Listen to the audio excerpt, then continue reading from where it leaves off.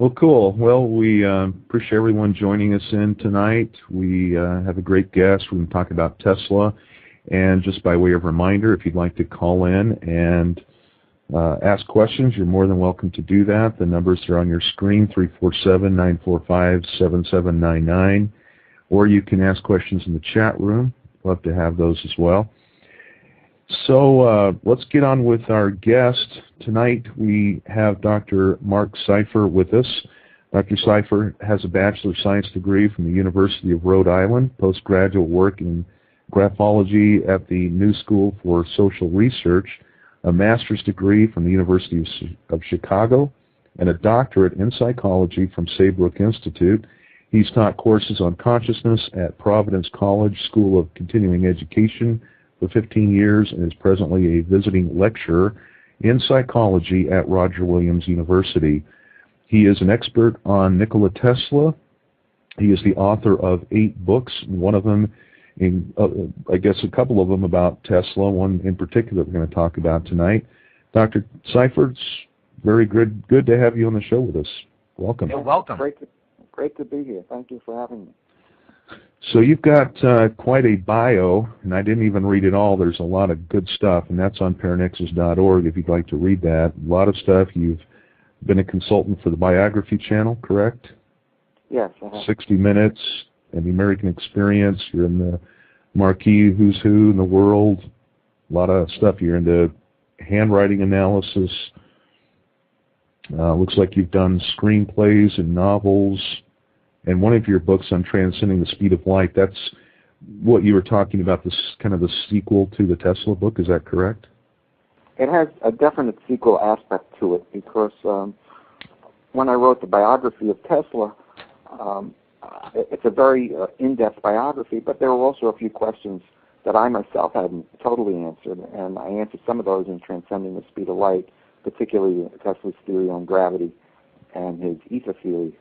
So there's a big section in Transcending the Speed of Light on Tesla's kind of hidden theory of gravity and his ether theory. So, Doctor, for the benefit of those in our audience who may not know who Tesla is, although that I find that might be improbable, but for the benefit of those who might know who Tesla is, can you maybe we could start there and you give our audience kind of an idea of what kind of a genius this fellow was? Yes. Tesla was born in 1856 and he died in 1943. He has almost the exact same lifespan as Sigmund Freud. They were both born in 1856 and Freud died in 1939. They're both in their 80s. And I think if most people obviously know who Tom Edison is, Tesla and Edison are, I think, pretty equal in their stature in what they've done in the field of electronics and inventions. And Tesla worked for Edison. Edison's about 10 years older than Tesla. So Tesla actually, when he came to the United States, he had already invented something called the rotating magnetic field. And the problem in the 1880s was how to send electricity over long distances. And Edison was sending electricity about a mile, and that was to light houses. And also Westinghouse and L.G. Thompson, these were the three people that were working against each other. They all had systems that sent electricity about a mile to light houses. Now this meant that if you wanted to light, say, New York City, you probably need 2 or 3 power stations because there's so many houses. And if you wanted to light, say, Long Island, you would have, Long Island is 60, 70 miles long or whatever it is, you would need a power station at every 2 miles, or every mile across the island, you would need a power station. So even when Tesla first came into the United States, there were already hundreds and hundreds of power stations, and by the time his invention came into being, there were thousands of power stations, and they were all coal-operated, which meant that there was tremendous pollution in the air, and again, the distance was only about a mile. And Tesla's invention of the rotating magnetic field did away with something called the commutator, which caused electricity, which was naturally in an alternating state, to be converted to direct current. So it'll take about a second, but I think it's really worth for your listeners to understand it, because once you realize the brilliance of the invention, and you really realize how great Tesla is. Come on, please go ahead. Now, let's say you were trying to harness a river that was flowing downstream and then upstream and then downstream and upstream, but somehow make a water wheel turn. You would see that it's impossible, because as the water started to go downstream, the water wheel would turn in one direction, and as it turned upstream, it would turn in another direction. Electricity is the same thing. It flows downstream and upstream and downstream and upstream. That's what an alternating current is. So what the inventors of the day, particularly Edison, did was they converted it to direct current. And to do that, you used something called a commutator. But you lost about 90-something% of the electricity to do that. So what Tesla did was he removed the commutator, and he did that by creating two alternating currents out of phase with each other, which I explained very clearly how it's done in Wizard. The end result was that not only could you send electricity hundreds and hundreds of miles from one power source, but also you could distribute electrical power.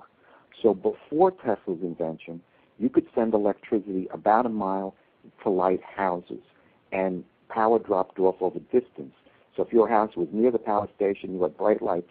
If you were far away, you had dull lights. After Tesla's system, you could send electricity hundreds of miles, and it was for electrical power. So Edison's system, you could not run a refrigerator. You couldn't run a vacuum cleaner. You couldn't do any of those kinds of things. With Tesla's system, just one system set up at Niagara Falls, which is pollution-free because it runs on the waterfall, doesn't pollute the air. You can send hundreds of thousands of volts to Chicago, to Boston, to Toronto, to Philadelphia, to the entire Northeast. So from one power source, the Niagara Falls power source, you can light up the entire Northeast, and you can not only light homes, but you can run power systems so that you can have factories. So before Tesla, every factory, and those people who live in New England know this, every factory was along a river because you had to be close to the power source. Yep. After Tesla, you could put a factory in the middle of a forest as long as you could get a long distance power line to them. So I kind of liken it to comparing a horse and buggy to a jet aircraft. That's the difference. And the irony, because you mentioned his fame, the irony was that Tesla was world famous in the 1890s because his system changed the world. And then something happens, which I discuss obviously in the story, and was the subject of my doctoral dissertation. I want to find out how could such an important guy who invented our electrical power system just disappear off the history books. But the other thing about Tesla is he didn't just invent the electrical power system. He also invented fluorescent lights. All major buildings now are lit by fluorescent lights. The reason why they were not lit by fluorescent lights before the 1940s was the power companies wanted us to spend a lot of money on electrical power. They were forced because of the high demand to eventually use that invention. And also Tesla is the inventor of remote control, radio, and television. All the technology behind wireless mass communication is all directly linked to Tesla. Now, when I first learned about Tesla, I didn't believe this. I mean, I could not believe that a guy who invented a wireless system, electrical power grid, a remote control, fluorescent lights, was a guy I never heard of. I mean, I simply had never heard of the guy. This was in the 1970s, and I'd already had a master's degree. I was already in my 20s, in my mid-20s. And so I set out to find out, number one, is he really the inventor of all these things? And number two, if he is, what happened to cause such an important man's name to just disappear from the history books? And that's pretty much what I did. Well, did Tesla, I always kind of thought, because I didn't know that much about Tesla, I kind of thought, well, he's like one of those kind of guy, your backyard genius, but he was a pretty well-educated fellow, wasn't he? He was educated in Europe as a electrical engineer. Yes, he went to two different schools after high school. He went in Graz in Austria, and he studied electrical engineering. And then he went to the University of Prague. And one of the, during my research, it was my doctoral dissertation, and I spent, 5, 6, 7 years of intense research just on that aspect of it to get the doctorate. And then I spent another 6 or 7 years to write the biography. I'm not kidding. I honestly and truly put 14 years of daily work in to get this, to put this book together. And I had a lot of dead ends, and I had a lot of great things happen. I wrote to the library at the University of Prague, and I said, do you have any record of Tesla even going to this school? And she said, oh, yeah, here are his grades, and here are the teachers he had. So I got a letter, like 6 months later, of a list of his teachers and a list of the courses that he took and his grades. He was an A-plus student.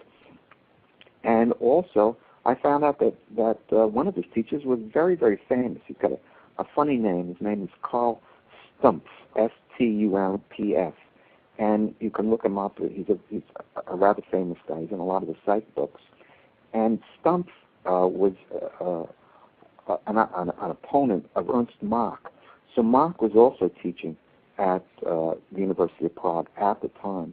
So Tesla never took a course with Mach, but he had to know who Mach was because Mach was the most famous scientist at the university. Mach, of course, played a big role in influencing Einstein and his theory of relativity.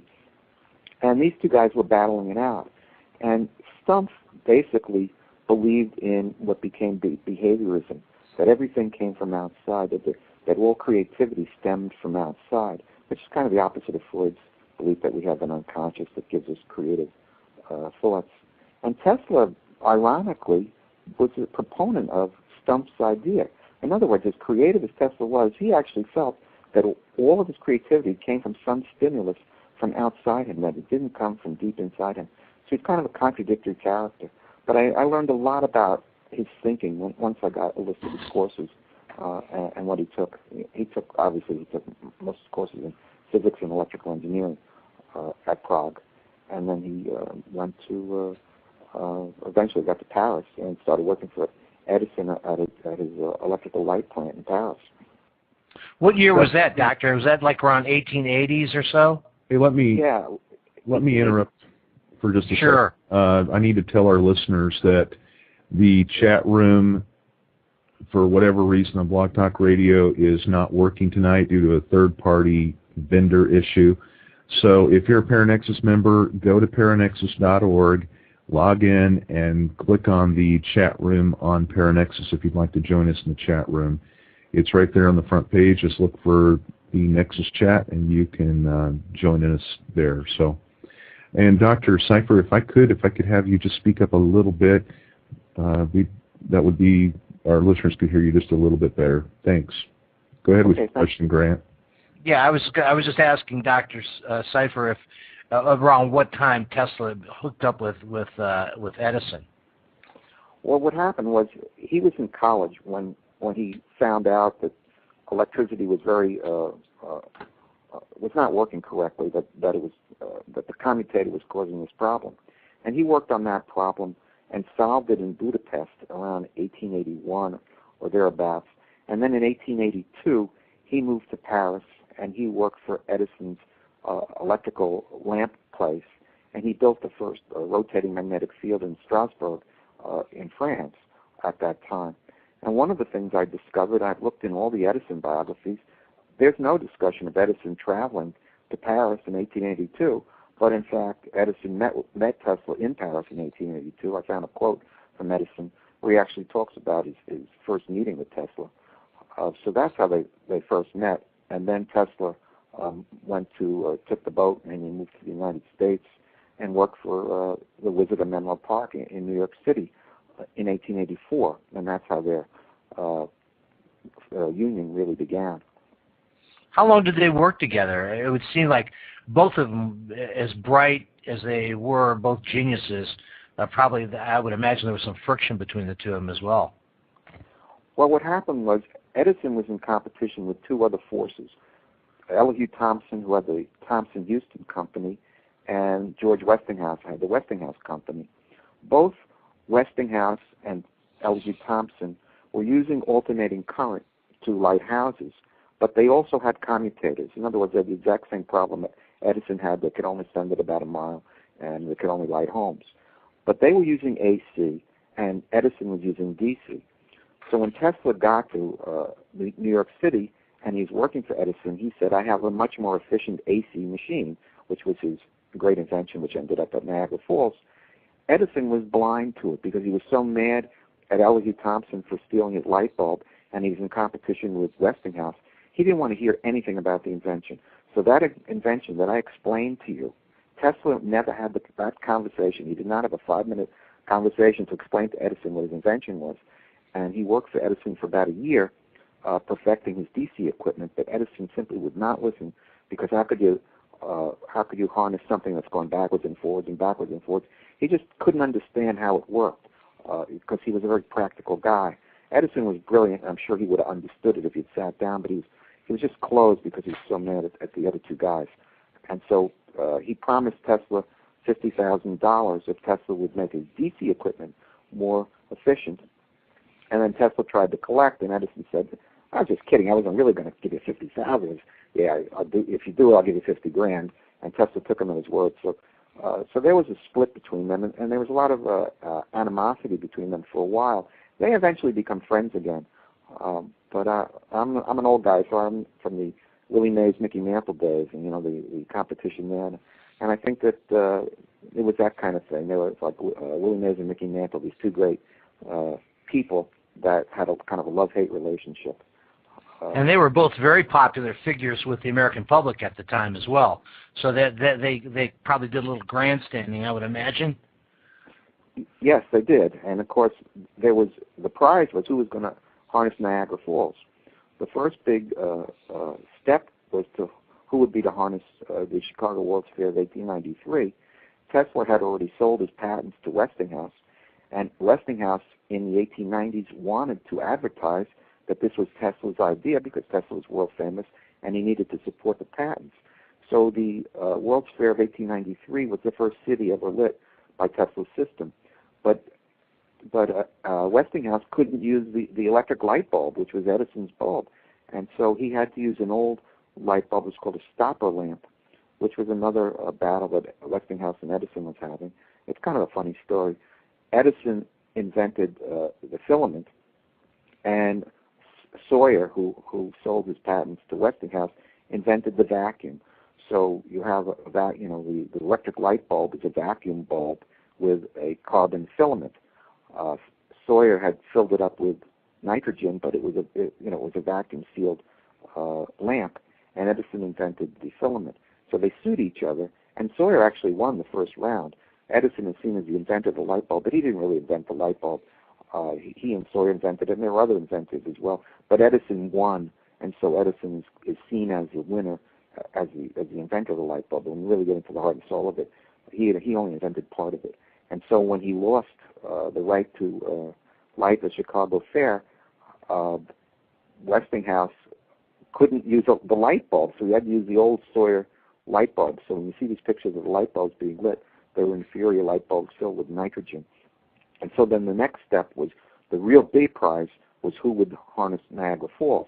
And Edison was still trying to use his direct current system, but because he was more popular than Tesla and he was more popular than Westinghouse, he had a big PR campaign to show that Westinghouse's system, the AC system, was very dangerous, and he started electrocuting cats and dogs, a horse, and even an elephant with Tesla's alternating current. And we have a little picture of it in one of our YouTubes.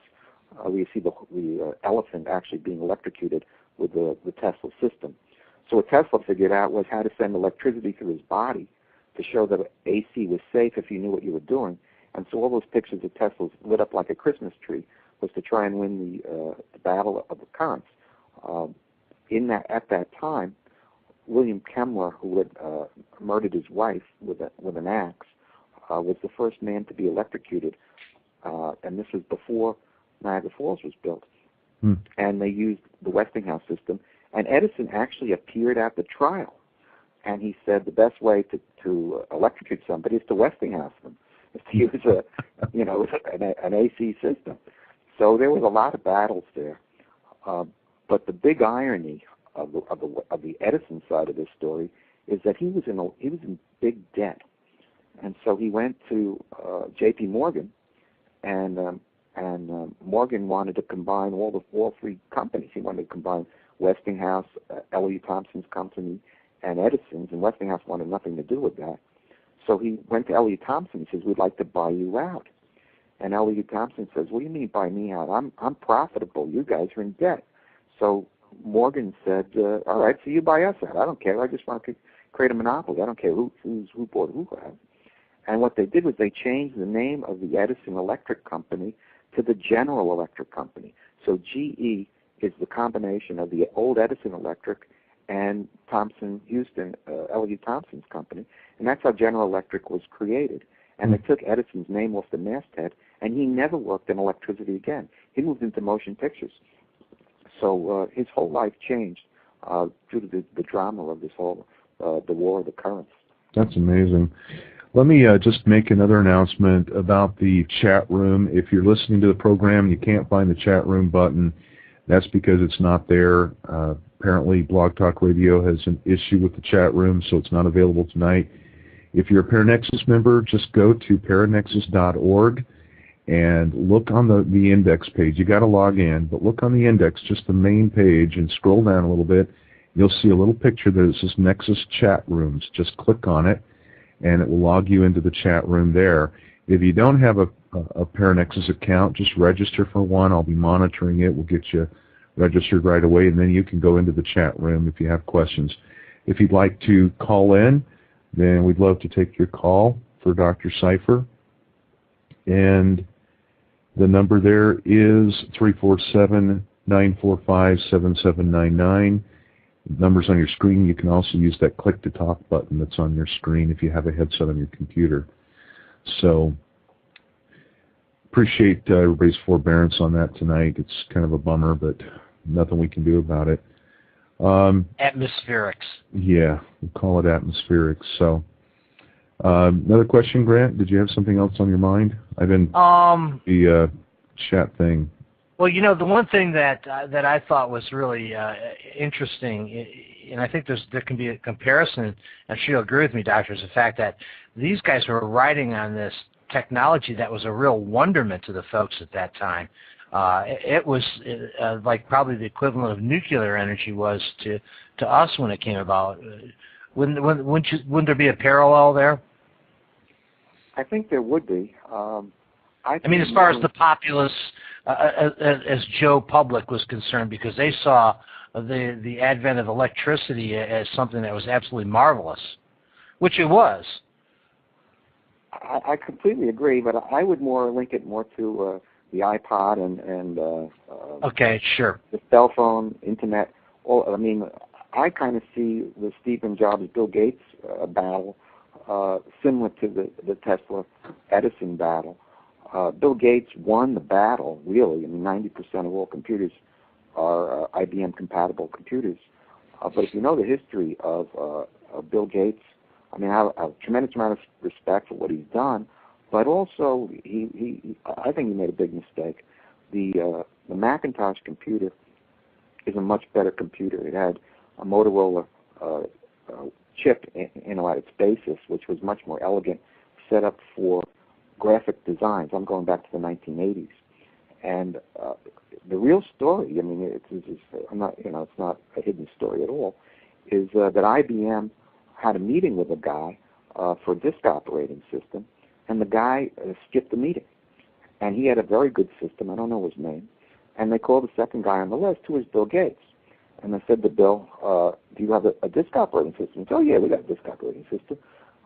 And so they had a meeting with him. He didn't have a disk operating system, and they slapped one together almost over the weekend, and it had holes in it a mile wide, and he built his entire company on an inferior system. So it's kind of similar to Edison with direct current, and the proof of it is the bugs and viruses. Even today, the IBM compatible computers are still much more susceptible to attacks than the Macintosh.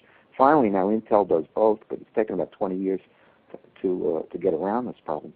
But Gates pretty much built his entire company on an inferior system, knowing that the Macintosh was a much more elegant system, where Stephen Jobs went wrong was, I don't know how old you guys are, but the first Macintosh was an ugly little tiny machine. It was not the kind of machine that a secretary would put on a desk.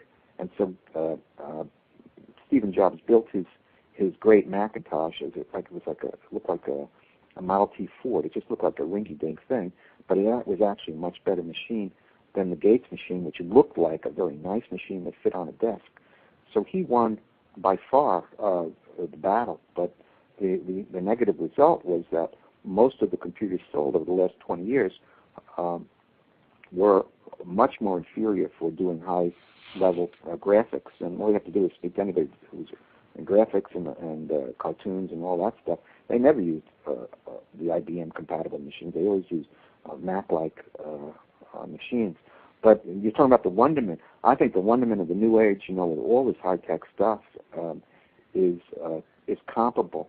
But what's so amazing to me is that if you've ever seen a giant Tesla coil do its thing, if you've ever seen a guy stand on a Tesla by a Tesla coil and put electricity through his body and hold up a light bulb and see the light bulb light, or see lightning bolts come off his fingertips, even today, this is fantastic, incredible stuff.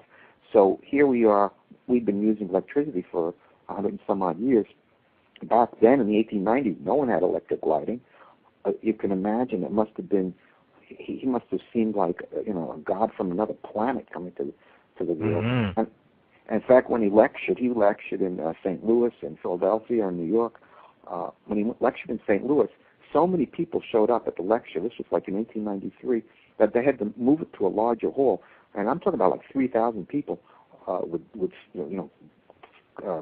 gather into this building just to see this incredible man send electricity through his body and do all these wireless experiments.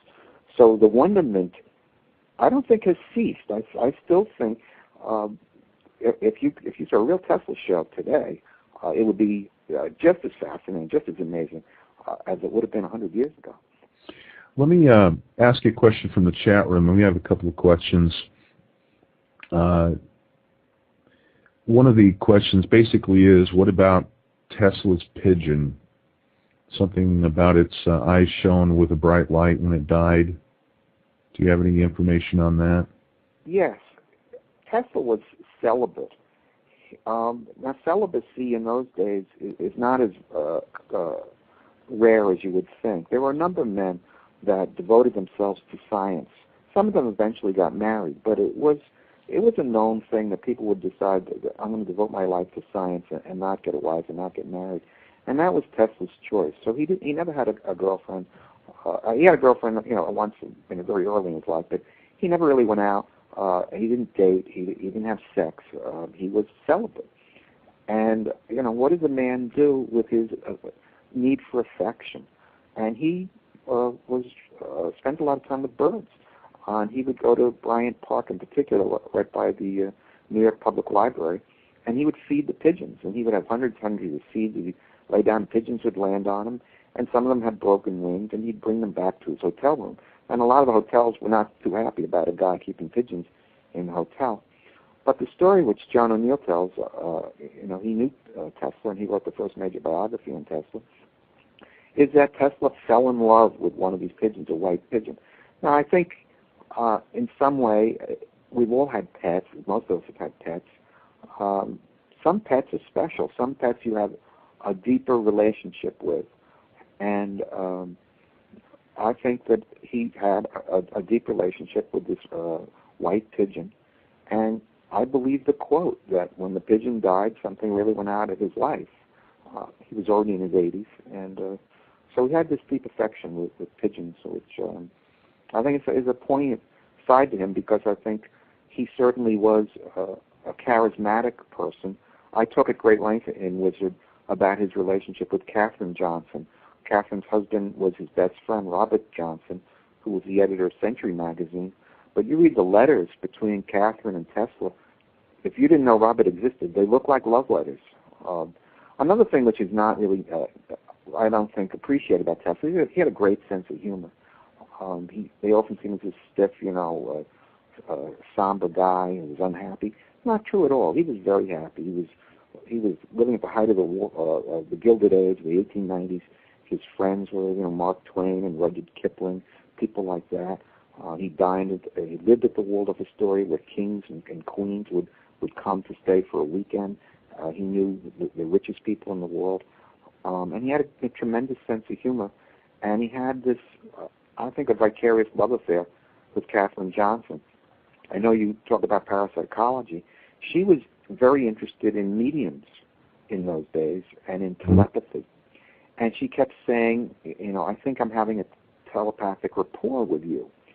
So in 1899, when Tesla went out to Colorado Springs to build a tower to check to transcend impulses around the world, Catherine would write him, and she writes him. I talk about it in the book, and I'm smiling just thinking about it because it's so funny. She says to him, "Last Sunday at 4 p.m., I thought about you. Were you thinking about me at that time?" And he writes back, "I never thought about you, not even for an instant." And he's joking with her, And a real way with the women, huh? Yeah, it's a total joke. I never thought about you, even for a moment. Oh, goodness. So he had a great sense of humor. But the question about the pigeon was, I think there was a lot there, this intimate relationship that he had with them. Well, it makes sense, I guess. You have a close pet. Here's another question from the chat room from Mike. Did Tesla ever mention in his works about dimensional mechanics or what would be the start of quantum physics? Yes, he did. And I trace very clearly in the 1890s, he spoke at Columbia University, and he gave a lecture, and he said that atoms would be structured like solar systems. And about 10 or 15, 20 years later, as quantum physics moved into high gear, Niels Bohr and Ernst Rutherford came along, and they both got Nobel Prizes for discussing the structure of the atom, which they said was set up like a solar system with the different orbits. And I found an article about Rutherford. One of Rutherford's favorite books was Tesla's book of his patents, which included that lecture. So I traced directly that Rutherford knew one of his heroes was Tesla, and that Tesla talked about the structure of atom based on different orbits like solar systems. And sure enough, Rutherford and Bohr come along, and they get Nobel Prizes for that idea. And if you look at any book on the history of physics, you will never see Tesla's name in there. But when Tesla was in his 100th birthday, which was 1956, Niels Bohr spoke at Tesla's 100th birthday.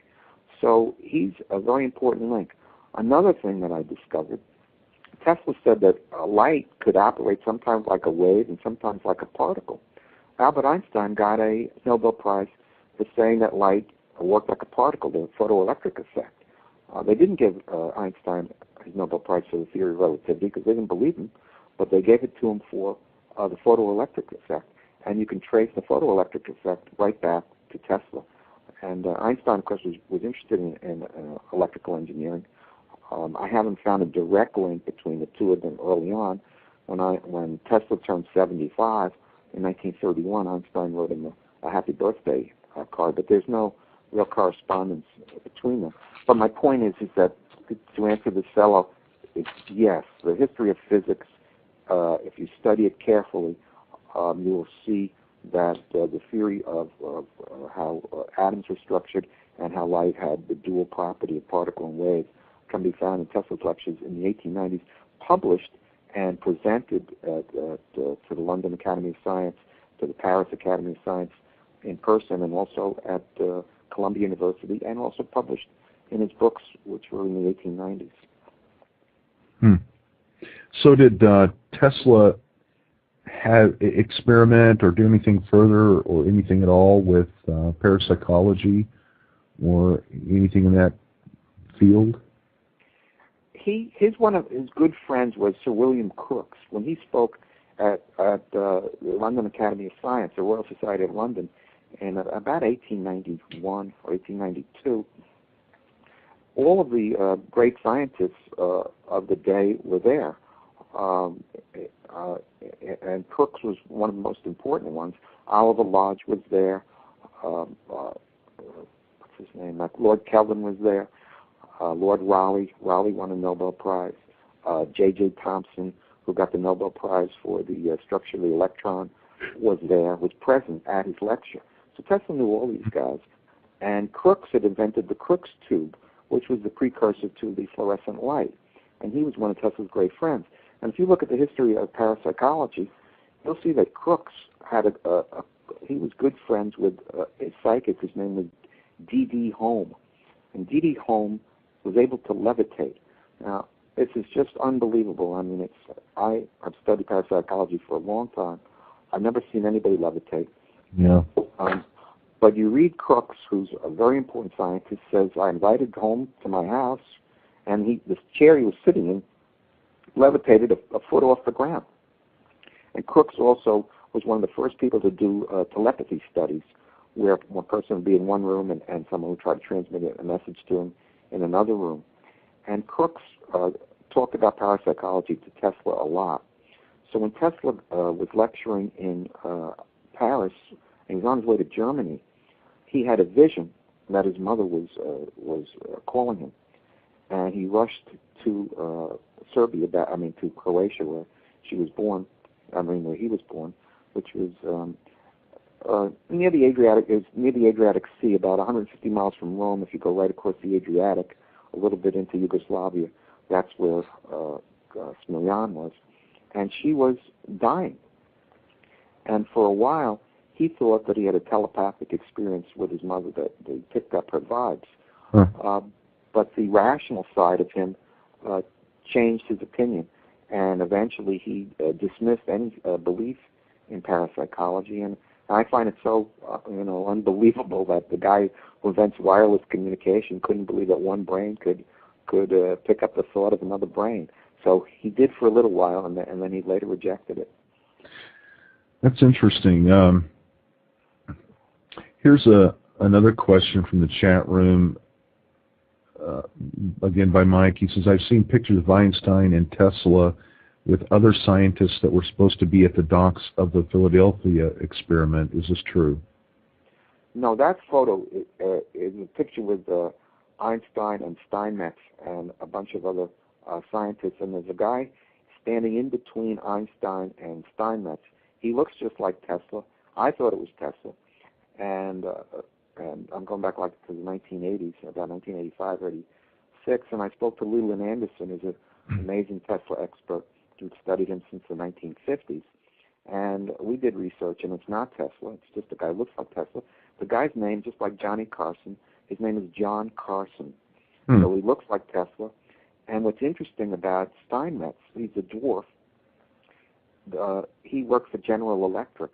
Now, going back to our story of what happened, how Edison was cut out of General Electric, and so now there were just two big electrical companies, GE and Westinghouse. GE was stuck with the wrong patent, so they needed the Tesla AC patents. So Steinmetz was a patent pirate. He basically stole Tesla's idea, and they used it in General Electric, and there was hundreds and hundreds of thousands, millions of dollars of lawsuits between the two companies until they finally settled. It was basically during the Niagara Falls. And Steinmetz went ahead and wrote textbooks. When I first began my research, one of the very first books I got was a book written by Charles Steinmetz in 1897 on the AC polyphase system. Big, thick, major textbook, mathematics and everything. Tesla's name's not in the book. And Steinmetz kind of apologizes in the beginning, but it's kind of like writing a book on the theory of relativity and leaving Einstein's name out. And so the reason that he left Tesla's name out was because they were in a patent dispute, and he was working for GE. So what happened is, when you go to Steinmetz's website, there's this great picture of him standing right next to his best friend, Albert Einstein. So it's Steinmetz and Einstein. But when you see the actual photo, they photoshopped out all the other people, including the guy who looks like Tesla, in between the two of them. So it's a fake photo. And it's a funny kind of a thing, but that it's not Tesla, it's John Carson. That's interesting. Is there something about Tesla receiving different radio waves from Mars or Venus? Yes, that's another very interesting story. What Tesla was also, when he met Sir William Crookes in London, when he spoke at the Royal Society of London, he stayed with Sir William Preece, Preece, and Preece was very interested in, they had telegraph wires in those days, Morse code. And what they found out was that sometimes if you sent a message along one telegraph wire, it would be picked up by another telegraph wire. It was a resonant frequency. And Preece realized that the ground played an important role. And Tesla's invention of the radio, wireless communication, has to have a ground connection. The ground is very important to how a radio works. And he got a lot of these ideas from Preece. And he stayed at Preece's house, and they were good friends.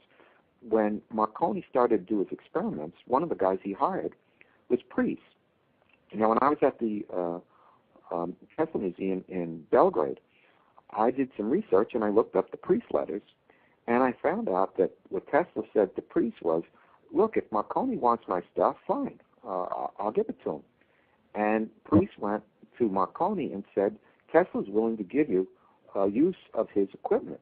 And Marconi said, I don't need Tesla's equipment, I can do it on my own.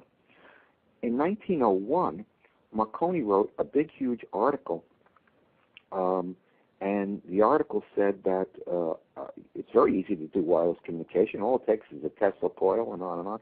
And so he was using Tesla's equipment, but he wasn't crediting Tesla, even though he's saying he's using a Tesla coil. And so what was the initial question that you had asked me? Just receiving radio waves from Mars or Venus. Oh, yeah. So Marconi is now racing Tesla, who's going to send the first impulse across the Atlantic Ocean. But Marconi is using Tesla's apparatus. So Marconi started, he was on boats, and he was sending impulses 50 miles apart. You know, a boat would be 50 miles apart, or maybe from the boat to the land, or whatever. And Tesla was in Colorado Springs. Now, I calculated the very day that Tesla probably received pulse frequencies from outer space. He said, I received 3 pulses on my equipment. And it's my belief, it was in July of 1899, that one good possibility is that he actually picked up Marconi signals in the Atlantic Ocean. It skipped along the ionosphere, and he picked up ... which is what Marconi was using to test his equipment. So one possibility is that Tesla simply picked up Marconi signals. Another possibility, which the Coram brothers believe, and that is that Tesla picked up, it's called the morning chorus. When Jupiter is, when we're at dawn, Jupiter is rising in a sense. There's a pulse frequency that comes from Jupiter. And I've heard, they've redone Tesla's experiments, and I've heard it, and it sure sounds like it's very possible that it is the morning chorus, that he actually picked up an impulse from Jupiter. But Tesla attributed it to either Venus or Mars, and then later just said it came from Mars. And, of course, the Martians were a million years older than us. They were wiser than us. They had, irrigated the entire planet. Right. They were ready for the humans to catch up to them, and who else would they contact but the greatest inventor of all times? So Tesla started to promulgate the idea that he had received impulses from extraterrestrials from Mars. And he wrote an article called Talking of the Planets. And then Nathaniel Hawthorne's son, Julian Hawthorne, kept at that whole idea that the Martians had contacted Tesla. Then he had big, huge articles in Philadelphia newspapers and in Collier's magazine. And it was one of the reasons, I think, why Tesla's name disappeared, because once his wireless system was not instituted, the more flakier side of Tesla started to come out, and his name kind of disappeared from the history books, and then the myth came up that he was actually born from the planet Venus, and that he was raised by Earth parents. And so the whole extraterrestrial link stems right from that whole thing. And I like the poetry of the idea that maybe he picked up Marconi signals, and in the screenplay that I've written with my partner Tim Eaton, that's the idea that we promote in the screenplay. So the question from the chat room is, wouldn't that be the first radio telescope? I think so. Yes, yes. He was testing his equipment, and he was monitoring thunderstorms. I've been to Colorado Springs many times. Colorado Springs lies right at the edge of a plain, the Great Plains, Mm-hmm. and so the Rockies start right at Pikes Peak in Colorado Springs, and you can look right down the mountains. You can see 100 miles down, and you can see a lightning storm way off in the distance. And he was tracking thunderstorms 500-600 miles away, and that's when he picked up this equipment. Hmm. I mean, these pulses. Interesting. All right, let me just reminder to our listeners, if you are looking for the chat room on Blog Talk Radio is down tonight.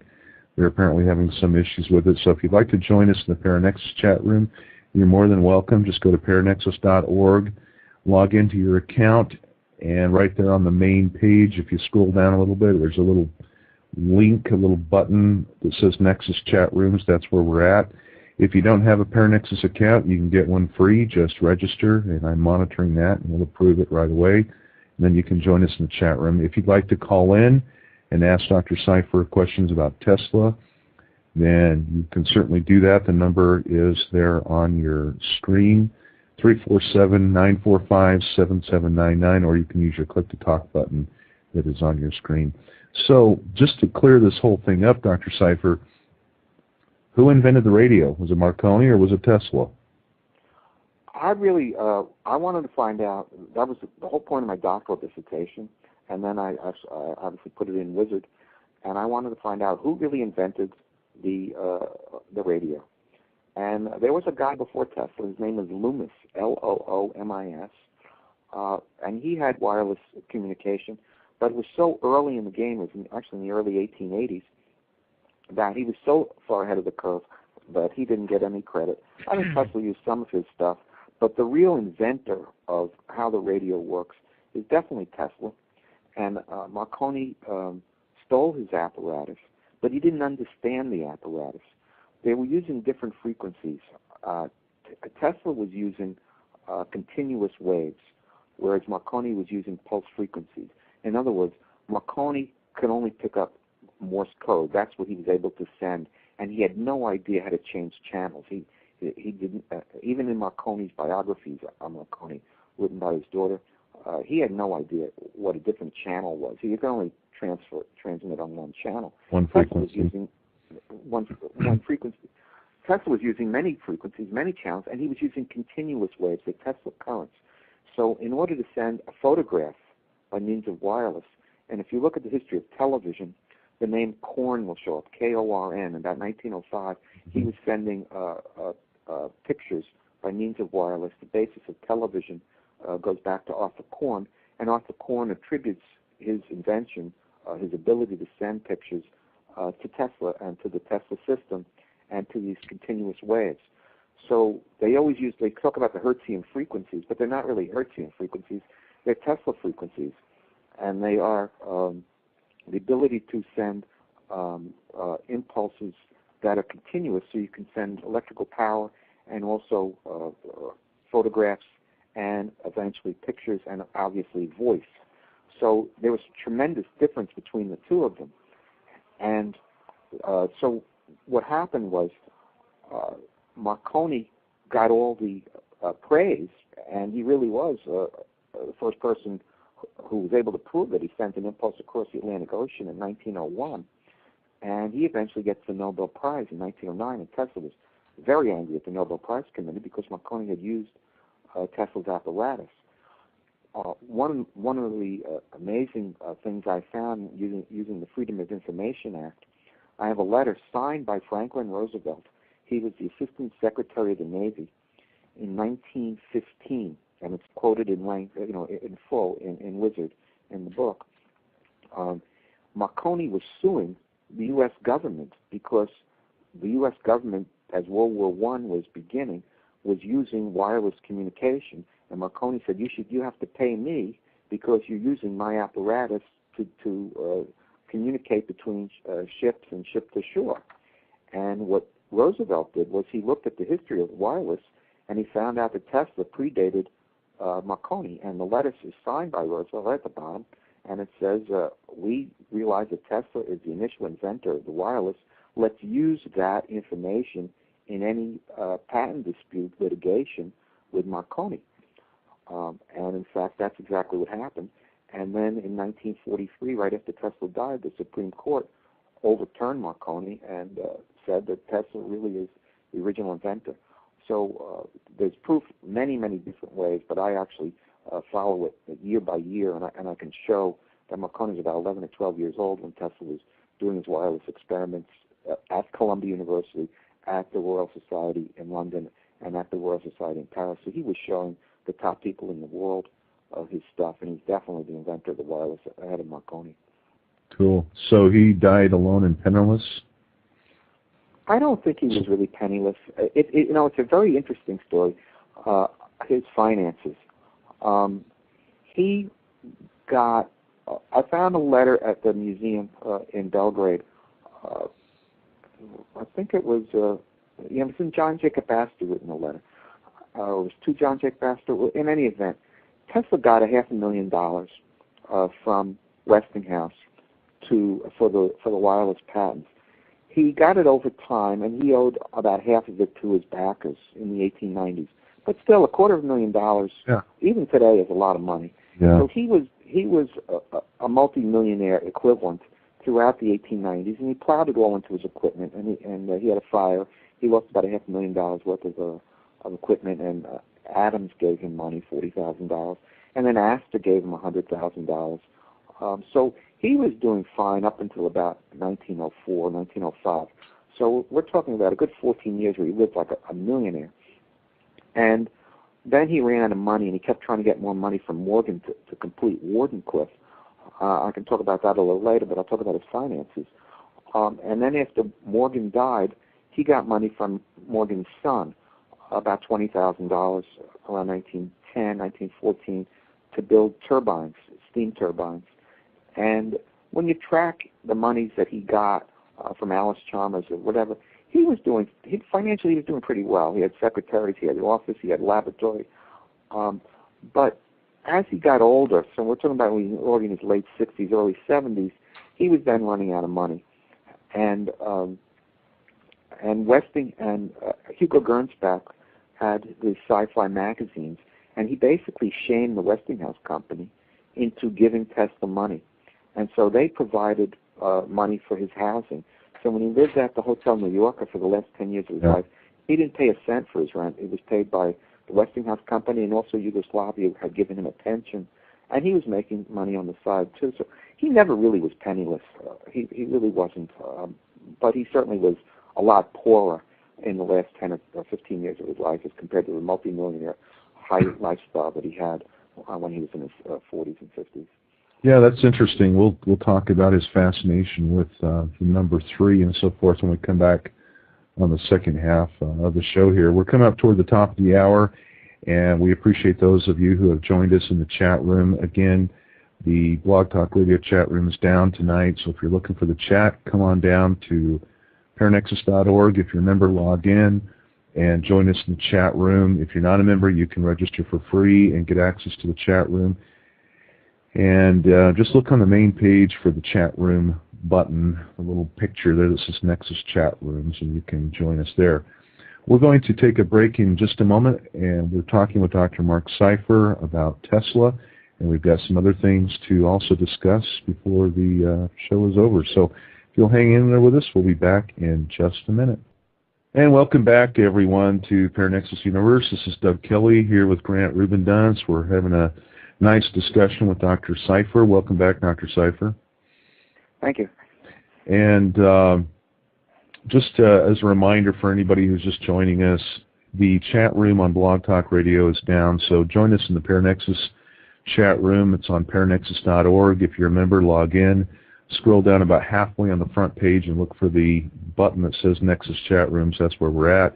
If you don't have an account, you can register for one for free, and we'll get you in there. If you want to call in, the number's on your screen, 347-945-7799, or you can click on the Click to Talk button if you have a headset on your computer, and we'd love to take your questions. And we're dealing with some questions in the chat room, too, and it's becoming a good discussion. So anyway, love to keep your questions coming. And Dr. Cipher, I understand that Tesla was, well, he had a fascination with the number 3. In fact, his room at the hotel, what was it, like 3327 or room number something like that was divisible by 3? I don't know what the number, what his room number was. I've seen pictures of it, and I know a couple of people have actually been in the room. But he did have a fascination with the number 3. He circled the block 3 times. In the doctoral dissertation level of it, people would say, well, he's an obsessive compulsive. And so I did a lot of research on what it meant to be an obsessive compulsive. He certainly was a cleanliness nut. And one of the reasons he was people were dying when he was a kid of cholera and different diseases like that, and cleanliness played a big role. He talked about it's very important to have pure water. And even today, I mean, in the news in these weeks, the last few weeks, they talk about how important it is to have clean water, and hygiene is so important. So you have to put it within that context. The other thing which I discovered, though, which I thought made some sense to me, and that is he was ritualistic, and he was a workaholic. I mean, he worked around the clock. He liked to work at night, so he probably dined with his friends till 7, 8, 9 at night, and then he would go to the lab and he worked through the night. But I think the idea of counting the 3 and circling the block 3 times and all of that, I think one of the things I came up with was that it was a ritual that put him in the mental state to get into this high-level form of thinking. That's interesting. So a lot of people, are like that. I think Wade Boggs, he used to eat chicken before every game. So he was a bit compulsive, but he also has the highest batting average, I think, in history of baseball. Doctor, did Tesla leave a lot of written documentation about his work? Yeah, that's a funny story. When O'Neill wrote his book, he said that Tesla envisioned everything, and this myth grew up that he just did everything in his mind. He didn't work anything out on paper. And Dr. Marincin, who was the head of the Tesla Museum, a good friend of mine, I've known him since the 1980s, he discovered the Colorado Spring Notes. So when Tesla was in Colorado, he worked out everything on paper, all the mathematics. He was an A-plus student in physics and higher order math, and he did all these calculations. And when the Serbs, because all the stuff was sent back to Serbia, found out that he had these calculations and notebooks, they didn't want to publish them because they liked the myth that he did it all in his head. And Marincin, who's also a Serb, said, wouldn't it be greater to explain exactly who he is and exactly what he did? So he had to argue with the other people to show the Colorado Spring Notes, and then he's the guy who published them. So it's all there, all the math is there. Excuse me for a second. So he did document what he was researching and his findings. Yes, it's really important to realize that all the math is there. The Corum brothers, Ken Corum and his brother Jim Corum, C-O-R-U-M, they're physicists, and they have reproduced a lot of his stuff. And if he said something, they find mathematically that it's so. Now, this gets important when you start to talk about cosmic rays, because Tesla said that he discovered cosmic rays that could travel 50 times the speed of light. Now, that is very radical thinking. They have not yet been able to verify that, but this is a big question. If Tesla said he did something, odds are he probably did. But that's one of those great mysteries. Are there cosmic rays that actually travel faster than the speed of light? Did he actually measure these rays? That's one of these, great mysteries about him. Well, it almost sounds as if he was referring to tachyons, and we know that, the physicists have been able to verify their existence. I mean, for an individual with such an incredible vision of things to come, I had also heard, too, and maybe you can kind of verify this, Doctor, whether it's true or not, that I heard that Tesla made claims that he could, that he had a means of communicating with extraterrestrials, or a means of the equivalent of something like our SETI program. Well, this is a part of the myth of his life, and there's a couple of people involved that promulgated the myth. One of them was Tesla himself. In 1899, he did indeed receive impulses on his equipment at Colorado Springs, which he thought came from Mars. The Coulomb brothers think that they came from Jupiter. I think they're probably right, but I like the idea that he picked up Marconi signals, and maybe that's what he picked up. But he certainly picked up some signals from someplace. Because he said that he had received impulses from outer space, the UFO group latched onto that. And there was a lady by the name of Margaret Storm, and she wrote a book called Return of the Dove, which is a mythological version of Tesla's life, which said that he was born on the planet Venus, and he landed on the Earth, and he was raised by Earth parents. Kind of like the Superman story up in the mountains in Croatia. And this was in the 1950s. You know, the original, the day the Earth stood still. That film was made in the 50s. We were that kind of, it was the McCarthy period, a lot of paranoia, and UFOs were seen at that time, the flying discs and all of that. And so what had happened was that Tesla's name literally disappeared from the history books. One of the reasons it disappeared, I told you in the first half, was what happened with Steinmetz.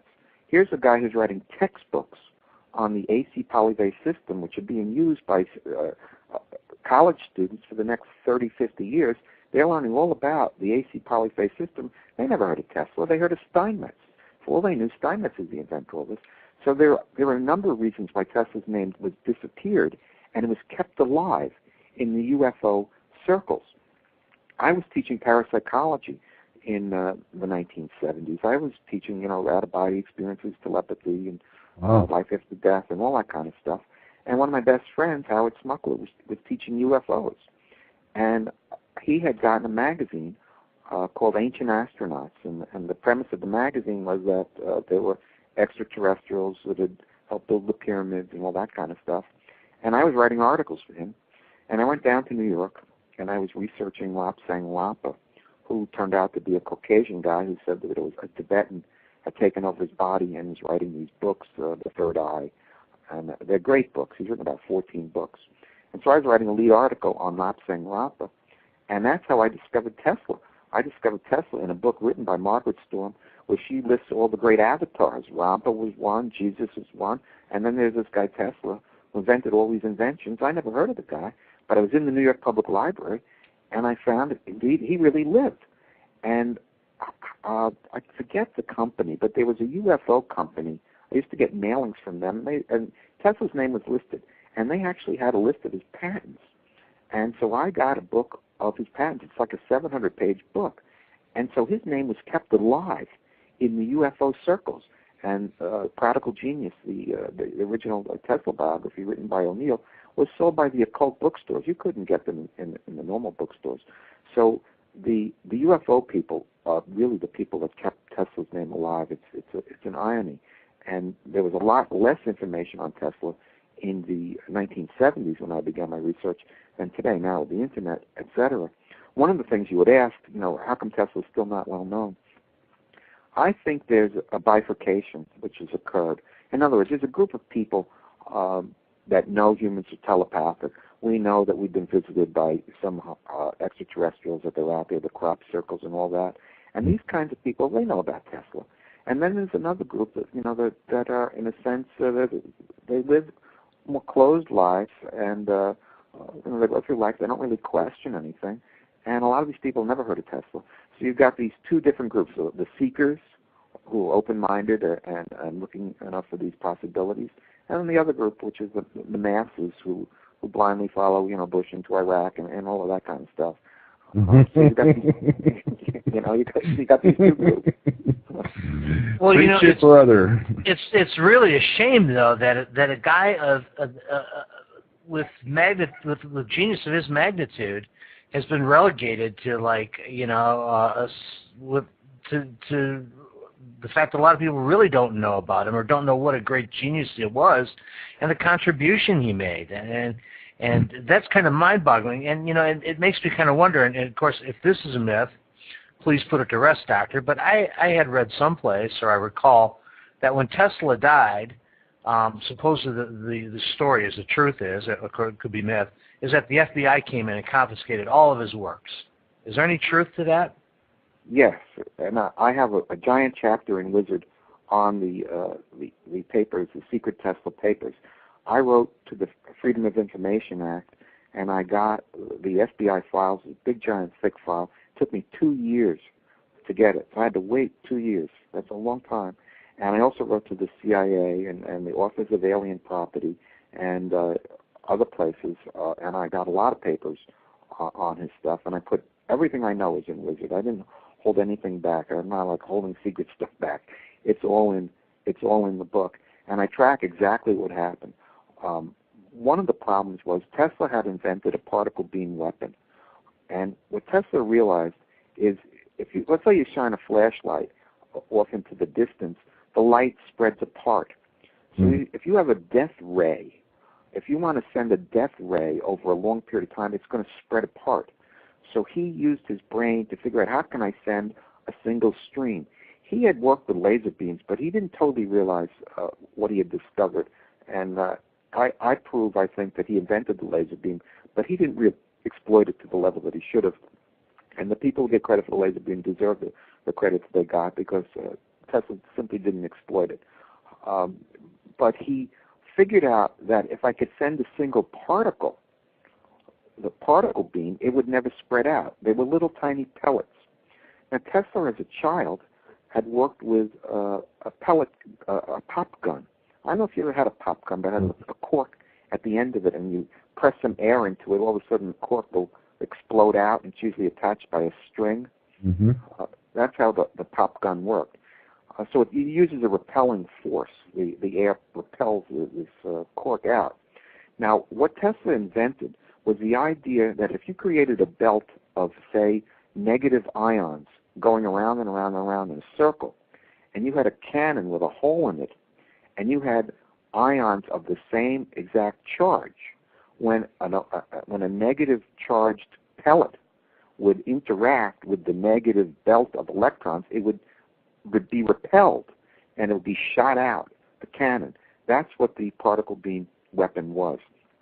And he was trying to sell it to the United States. He was trying to sell it to Russia, who were actually our allies during World War II, and he was trying to sell it to Churchill and to England. So, and the other problem was that Tesla was Yugoslavian by birth. So Yugoslavia was a communist country, but again, you have to put it in context. They were our allies during World War II. So he was negotiating with our allies. He was not negotiating with our enemies. Our enemy was Nazi Germany.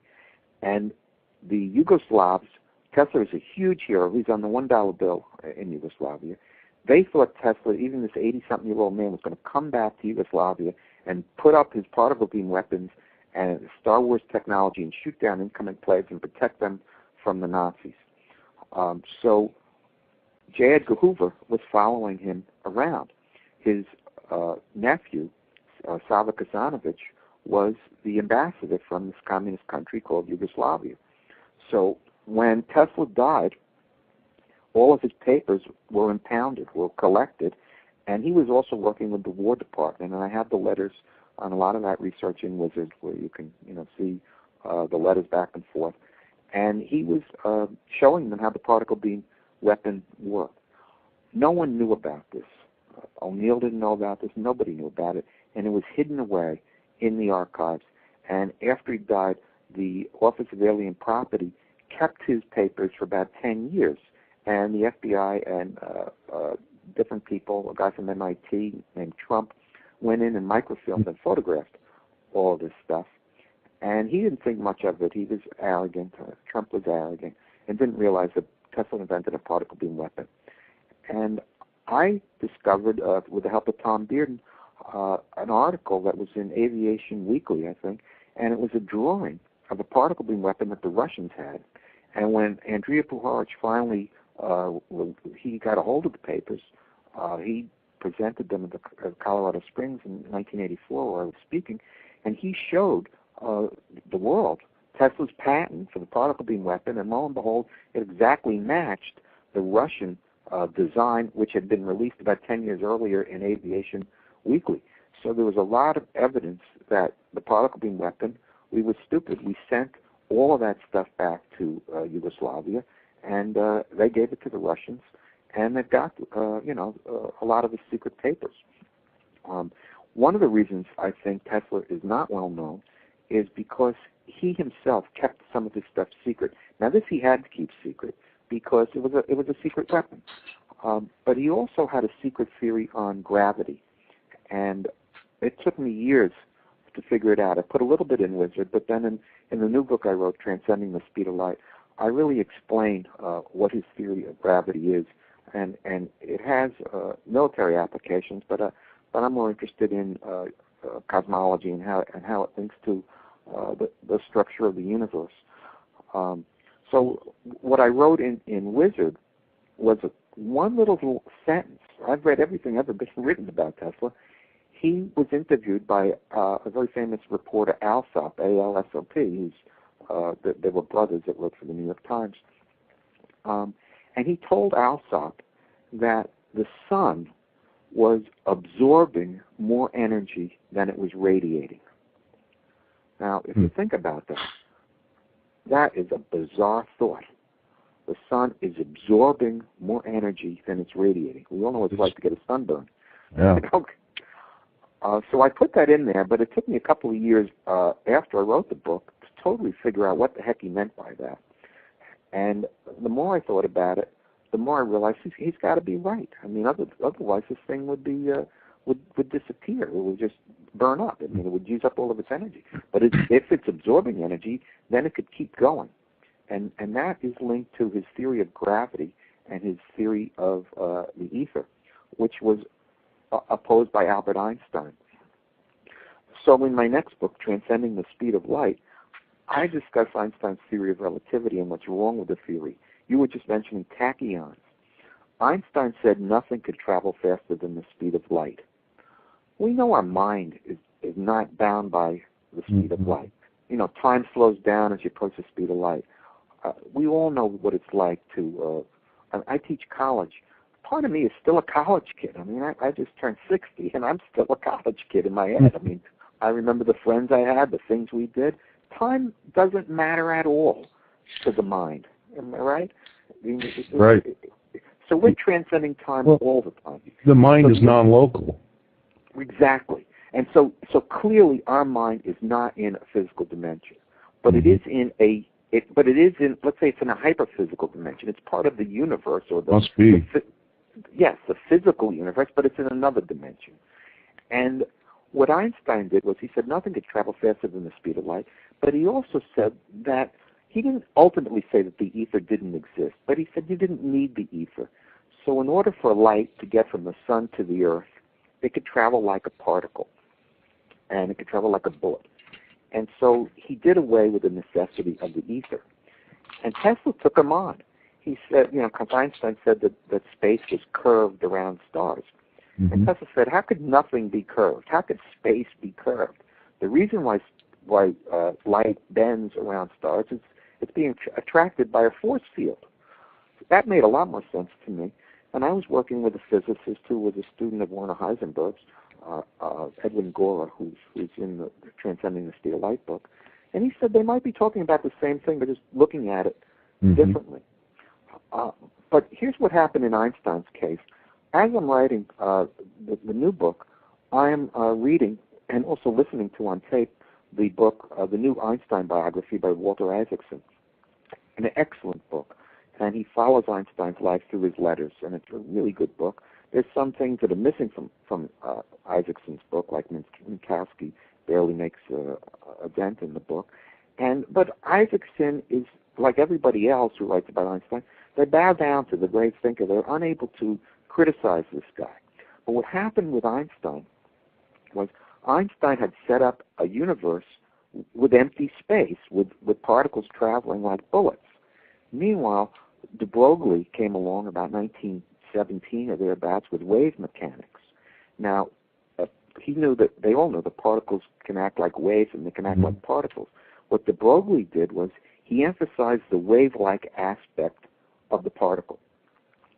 So the whole idea of wave mechanics started to become more fashionable way after Einstein's 1905 discussion of the theory of relativity.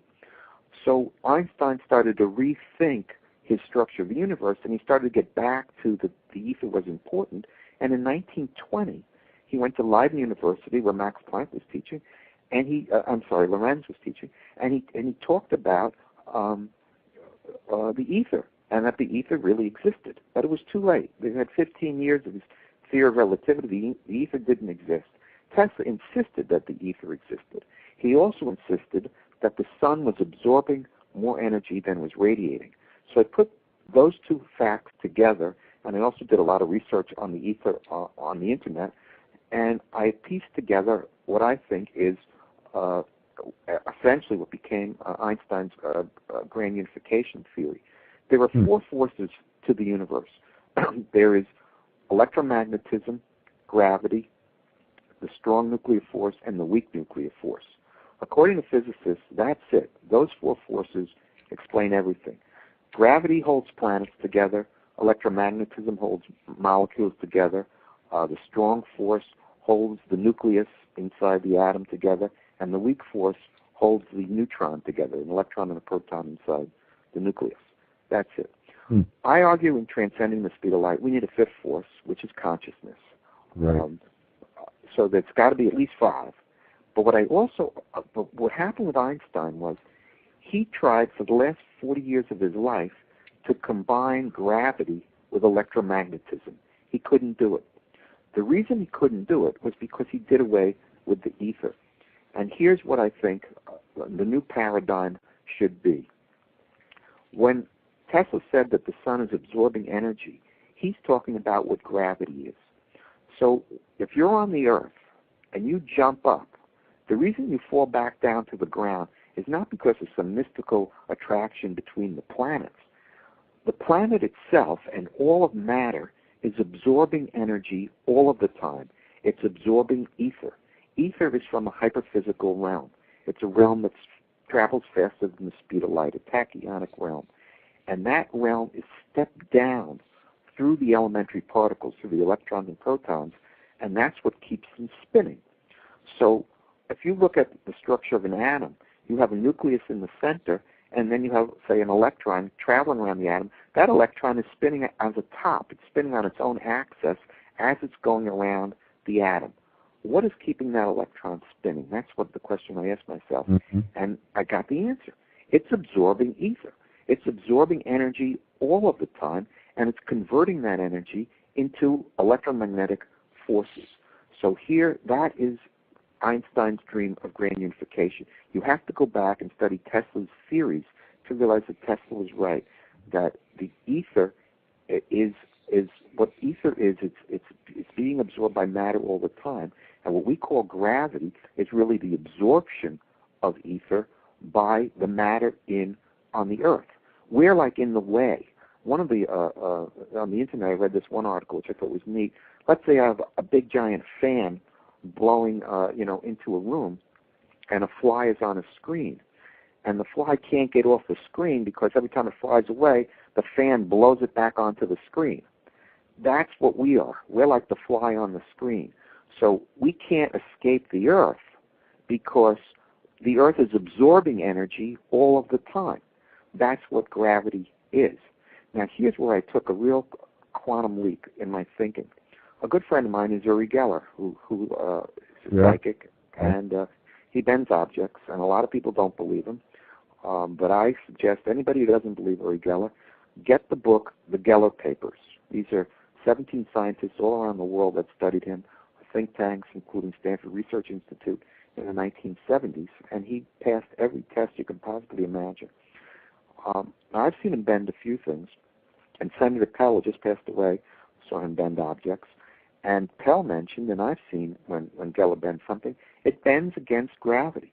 So I saw him took a giant spoon, and and he rubbed the top of the spoon, and the spoon bent upwards. Now, what I'm thinking is that if he's able to block the in-stream of ether, in other words, the spoon, as every physical object, needs to absorb energy all the time. If you could interfere with the influx of energy, the spoon would start to disintegrate. In other words, it would start to bend. And it would bend against gravity because it's not really gravity we're talking about. It's this in-stream that it's interfering with. So I think that there are a number of fascinating possibilities of new theories that could come out of rethinking, looking at Einstein's theory and seeing Einstein's theory of relativity is flawed. There are things that travel faster than the speed of light. Space is not curved. There's no such thing as curved space. It's the ether. And that what we call gravity is really the absorption of ether. I think we're going to get into whole new realms. I also think our mind... It certainly makes one ponder what you're talking about, Doctor. With what about dark matter? Is dark matter really ether? Or dark energy. Yeah, I'll tell you what I think dark matter counterbalance, and maybe that's the wellspring from where our energy comes to fuel our sun. It seems like in nature and and even with human physiology, we always try to keep this state of homeostasis, and maybe the universe is always in a state of homeostasis because, what you said about the sun is absolutely fascinating. It just makes you think of what's the infinite source of energy. I think you're onto something. I look at it a little bit differently, but I love the idea that you're saying, this idea of counterbalance. In ninth grade, when I was a kid, I read George Gamo's books, G-A-M-O-W. He is one of the quantum physicists who grew up with, his friends are Einstein and Bohr and Heisenberg and all these people, and he grew up with these people. And in one of his books called 30 Years That Shook Physics, he says that when they first discovered the structure of the atom, they found out that the electron was spinning at 1.37 times the speed of light. It was spinning faster than the speed of light. Uhlenberg and Goudsmit made the measurements. Dirac came along, and he said, because that was violating relativity, and what Gamow says very clearly in his book, he says, it did not violate anything in quantum physics. What it violated was Einstein's theory of relativity. What I'm saying is, you see what I mean? Yeah, that's funny. So Einstein's theory is wrong. And so what they did was, Paul Dirac came along, and he said, let's call, instead of it 1.37 times the speed of light, let's call it the square root of -1. Let's call it an imaginary number. And they said, that's great. We'll give you a Nobel Prize. You've now combined theory of relativity with quantum physics, and try to find the 1.37 times the speed of light on the Internet. I can't find it, but it's right in one of the most important books ever written on the history of physics. It's in Gamow's book. So I think that electrons interface different dimensions. And so you mentioned the dark matter. Yeah. I think that it's this etheric energy that's in the hyperphysical realm. It's in the tachyonic realm, and our minds are isosynchronous to that realm. Our minds operate with electromagnetic energy, and in transcending the speed of light, I talk about that. Just to think, we create a brainwave. So we know our brain is an electromagnetic energy. So even if we just accept Einstein's theory, our brain is at least operating at the speed of light, which therefore means that it's transcending time because nothing physical can travel faster than the speed of light. But our mind is already operating at least the speed of light. Well, that would seem to explain psychic ability now, wouldn't it?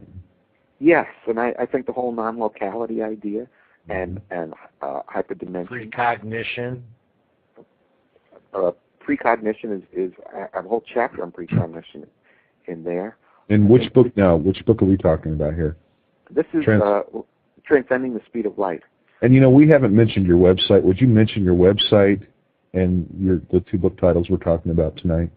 Yeah, it's just my name. It's markseifer.com, MarkSeifer.com. So it's just a very easy... And it's on the paranexus.org too, so you can hyperlink there. And your books are available on your website as well? Yes, I got to get to the web people because I don't have Transcending yet on there, but it's certainly on Amazon. It's doing very well on Amazon, and the Tesla book continues to sell extremely well. I think what's happened, Marvelous Marvels or whatever, one of the cable shows keeps showing a Tesla thing, and I think more and more people are becoming aware of Tesla. He's just so important. You feel like he has to just burst onto the scene, don't you? I mean, it's you're on the edge of it. He most certainly was a man way ahead of his time, and his knowledge of electromagnetism is just mind-boggling, and it makes you wonder what was Tesla thinking? What did he do in his free time? What didn't he? What were some of the things he didn't write down? Because the guy was just such an incredibly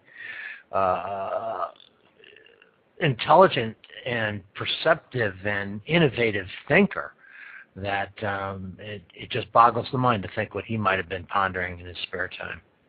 That's a great thought. He did not invent the Internet. I'm not going to in any way, shape, or form claim that he did. We're not going to give him credit for that tonight, not on our show. No, but what's very interesting is that he foresaw the concept of what the Internet would become. In 1904, he wrote an article, and he was trying to talk Morgan into giving him money to complete Wardenclyffe. And in this article, he said, my wireless system will unify the whole Earth. And just as you and I are talking, we're talking right now on the phone, we could be in the room together. He said, a person could be in Australia, another person could be in the United States. It'd be like talking across the table to each other. And then he says something, and you see his incredible genius. He said, through my mass communication system, thus the whole Earth will be converted into a brain, as it were, able to feel in all its parts. Wow. Now that is conceptually what the Internet really is, isn't it? Yeah. The whole idea that we're all interlinked in this electromagnetic web. So he understood conceptually of what that was, and he's talking about that in 1904, even before we had wireless phones. Must have been difficult for him, It must have been very difficult to be, kind of like a Michelangelo or a Da Vinci, to be that far ahead of your time, and to have to, to deal with folks around you who just couldn't even begin to fathom what you're talking about. He had a very dark period. I'm also a handwriting expert, and I was looking at all the letters that he wrote, and in 1906, his handwriting falls apart, and he has a very beautiful signature. And in 1906, it's completely illegible, and in 1907, it's very brittle. It is very, very dramatic. You see, I just wrote a graphology book. I have the handwriting in there too. It's called the Definitive Book of Handwriting Analysis, and you see that Tesla's handwriting falls apart in 1906, and that is the year that Morgan totally pulls the plug out of Wardenclyffe. Any of your viewers or listeners who tell us about. Well, what happened was when Tesla returned to New York City from Colorado Springs, he moved back into the Waldorf Astoria, and he formed a partnership with J.P. Morgan. Morgan was the most powerful man on the planet. I've got a political cartoon of Morgan where he's a giant king, and he has his minions, 3 little guys. One of them is the King of England, one is the Kaiser of Germany, and the other is McKinley, the President of the United States. So you have these 3 little dwarfs around this giant king. That's Morgan. That's the guy he goes to. Now, why does he go to Morgan? He's the greatest inventor in the world. He's a bit of a megalomaniac, and he goes to the richest man in the world. And he has the greatest architect in the world, Stanford White, design his tower. So he tells Morgan, I want to build a tower to send impulses to England. And Morgan leaves for England in 1901, and they sign the deal, and Morgan gives him $150,000. Meanwhile, Marconi sends an impulse from England to Canada and electrifies the world because he really sends the first wireless impulse. And Marconi writes an article, and he says, it's easy to do. You just use a Tesla coil. Tesla freaks out because Marconi has stolen his patents, and he's admitting it, and he's getting all the accolades. So Tesla decides to double the size of the tower. So instead of building a 90-foot tower, which is what they contracted, he builds an 180-foot tower because he calculates if I do it at 180 feet, plus it goes into the earth 120 feet, it's really a 300-foot long tower, essentially. Mm-hmm. I can then send impulses not only to England, but around the entire world. Such as Tunguska? Excuse me? Such as Tunguska? Yes. It'll go all around the world, including there. That's another aspect of this story. So he says to Morgan, not only would it'll cost twice as much to build, but the revenues will be infinite because you won't just cover England, but you'll cover South America, Australia, Asia, and so the revenues, just by doubling the amount of money, you will increase your revenue stream by many, many fold. And all Morgan can see is he breached the contract. I gave you $150,000 to build a 90-foot tower, and you're building a 180-foot tower. And Tesla said, we're Marconi to this, that. So they got into a huge argument.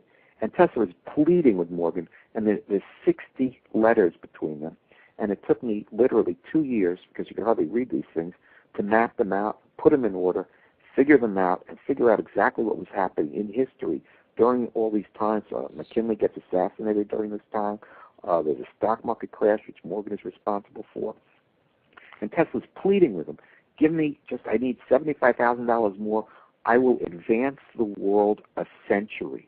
He's talking about cell phone technology, wireless phones. He's talking about sending pictures, text. He also knows that motion pictures, it's possible to send that, but that's a little beyond what he's really thinking about. But he wants to send electrical power as well, and Morgan will not give him the money. So I logged different people that Tesla meets with, and they're all multimillionaires. One of them was Frick. Morgan had given Frick $60 million when U.S. Steel was created. Tesla, he lives in the Waldorf Astoria with Tesla. Frick's willing to give him the money. So he sets up a meeting with Frick and Thomas Fortune Ryan and Morgan, Jacob Schiff, and these are all gazillionaires. And in 1906, Tesla pleads with them and says, this is my last chance. I've got a meeting with these guys. Meet with them, and let's do the deal. And they all meet behind closed doors without Tesla there, and they all come out, and they just screw him. They not do it. And the reason they don't do it is that Morgan's afraid that Tesla's right. He doesn't know how you can make money with a wireless phone. How do you bill? They didn't have computers in those days. How do you know if someone's using the equipment? And Tesla's saying the revenue stream will come in a different way. We'll make it on selling of the equipment. We all remember when we didn't have to pay for television, ABC, NBC, and CBS were mega corporations. That way they handed it all out for free, and they made tons and tons of money.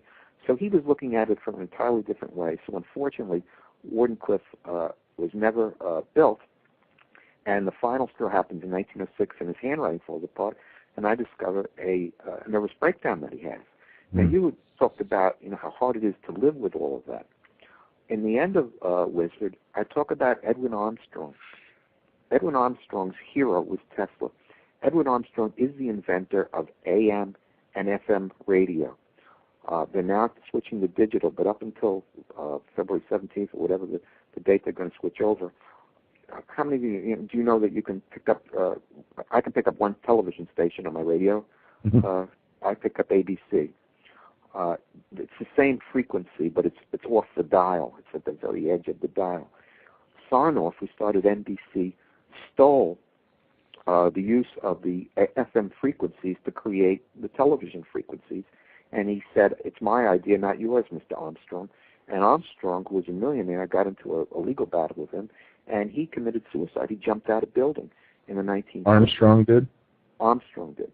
And Sarnoff's responsible for Armstrong's suicide. And so the question is, why didn't Tesla commit suicide?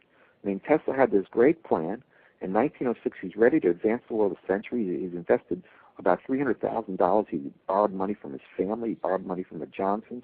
He's in debt greatly, and he's trying to build this whole thing, and he owes the world of Astoria money.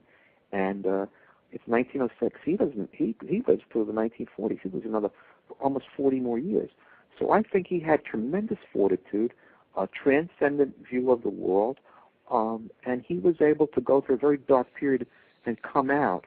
So I think he's to be looked up to in that sense, that he had the strength not to crumble even in the face of all that tremendous adversity. Did he keep up his research in his later years, Doctor?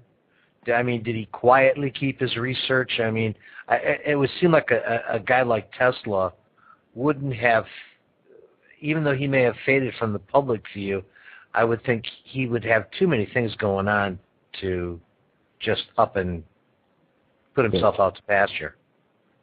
I just saw last night a tribute to George Carlin, the comedian. He got the Mark Twain Award. He just died. He was 70 years old. And they showed, I remember him as a kid in the 1950s or the early Me 50s. too.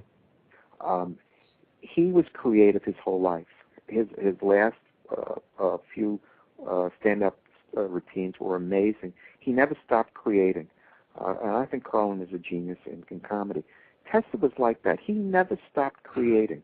And the ultimate thing that you're talking about in the question, I think I figured out a lot of his theory of gravity and ether, which I explained, which took me, took me like 20 years or so of my own thinking to figure out what the heck he was talking about. But I haven't yet figured out his cosmic ray stuff. I mean, he said cosmic rays could travel 50 times the speed of light. He said that we could tap maybe what's called the 0 point energy. 0 point energy? Mm-hmm. And do all that. There's this hidden stuff of Tesla's that is still yet to be mapped out, and he purposely kept it hidden. You mentioned Tunguska. Mm-hmm. It's very possible that he was responsible for Tunguska. If he was, in a way, I don't want to know, because it's a pretty powerful weapon possibility. So he was dealing in some very heavy stuff, but he obviously is a very positive guy. And we're in an energy crisis right now. It bugs me no end that we are giving all our money to people that are trying to destroy us. Bin Laden, those kinds of people are funded by our oil money. So if we can get off oil and convert to this idea of energy, free energy. Mm-hmm. Well, you know, the real sad thing about it, fellas, is the fact that, you know, if anything, history unfortunately seems to repeat itself, because if some of the folks that you alluded to, Doctor, were the aristocratic faction of the American society at the time, and we still have that mentality. Tesla faced it. I mean, you know, they didn't want to implement a lot of the things he did because, number one, like you alluded to, Doctor, there's going to be no profit margin for them, or an immediate profit margin. And I think, you know, the same runs true now. You know, there's no doubt about it. And so creative, because there's a part of me that says somewhere off in the wilderness of America, there's somebody who has a very power efficient or fuel efficient form of some type of energy, and they're never going to get it patented because it's the day of fossil fuels. And until the fossil fuel giants run out, those sort of technologies aren't going to even be in place or allowed to be put in place. I saw on YouTube there's a guy in the Philippines who's been running cars on water for the last 25 years. Mm-hmm. I think if you Google YouTube Philippines car on water, you'll probably come up with this. And he takes a regular car, pick a Ford or whatever. And we all know, I mean, we did this in 9th grade. We split up water into hydrogen and oxygen. So you have highly combustible gases. So cars could run on water. It's not really not a far-out thought at all. And he died suspiciously, too. Did he, this Philippine guy? Oh, not the Philippine guy. I'm sorry. I'm thinking of an American. Different guy. Similar concept. Yeah, I think you're right about the elitists. I mean, it bugs me no end that the American car companies continue to make gas guzzlers. I mean, we knew when Carter was president that you had to have a car that got 35, 40 miles to the gallon. And they were still making cars that made, 60. Well, if only we would have enacted some of the policies. Well, I'm going to climb up on my soapbox here, political soapbox, and then jump right back down. If we'd only initiated some of the things that President Carter wanted us to do, because I'm one of your contemporaries, Doctor. Back in the 70s, we were talking about cutting back, and had we done so, boy, we would have probably been in a lot better shape now. Oh, for sure. But we never did, and it's really unfortunate, but...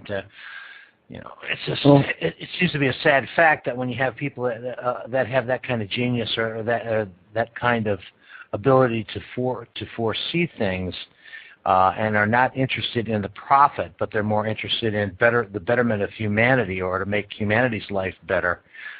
It's really sad that we have to butt heads with the the materialistic side of it, that we can't find a compromise there. One good guy, of course, is Al Gore, but when he was vice president, he didn't have the power to institute a lot of what he wanted. But he made this movie, An Inconvenient Truth. Mm-hmm. I was interviewed on the internet, and this guy came up with a great title. It's called An Inconvenient Genius. And I think if you Google that, this interesting interview with me comes up. But I think it's a neat, way to promote Tesla. He is an inconvenient genius because he does interfere with the powers that be. And he also he uplifts us. He's just tremendously uplifting. And I've written a screenplay with my partner Tim Eaton. Tim Eaton is a special effects, visual effects editor. He's worked for Lucasfilms and Sony ImageWorks, and he's out in California right now, Image Moving Digital Company. He's working on the new Jim Carrey movie. He worked on Titanic and Back to the Future, Galaxy Quest, and all these great films. And we've been trying to get a Tesla film made for the longest period, but I think it's coming. I'm hoping it'll be us that'll make it. But I think that all it takes is a movie, I think, to really raise the consciousness of the people, to move us in that direction. And I just have excuse me, I just had a real quick question, Doctor, in regards to, did Tesla ever, do you think he ever faced any discrimination here in this country because he was a Serb? Do you think that might have fit into the equation somehow? I think it was. I think, Edison was seen as the all-American guy. And Edison, one way or another, was clever enough to keep his name attached to, like, the phonograph. And so he was the inventor of the light bulb, and they kept him as an American icon. And Tesla disappeared, I think, partly because he was from a foreign country, and in particular Serbia. Serbia was not a good country to come from, since the Serb, in a sense, one way or another, was responsible for World War I. World War I, yeah. And the Serbs have, been that way. The Serbs are a beautiful people. I've lectured in a number of Serbian communities. My book was translated into Croatian and into Serbian. I came back from a book tour about a year and a half ago in Croatia and Serbia, and I spent a lot of time with that community. So they're really a beautiful people, but they have been downtrodden. Hitler tried to wipe them out. He killed about 90,000 Serbs during World War II. So I agree with you. That certainly played a role. Tesla's not an all-American type person. He was an elitist. But I think, you have to blame Tesla to some extent, too. He did double the size of the tower with Morgan. And I felt he should have dropped back and punted, and he refused. He didn't do little things. He could have set up wireless phone system in New York City on a very small scale. He had a deal with the Navy, which I talk about at length in the book, which he gave up.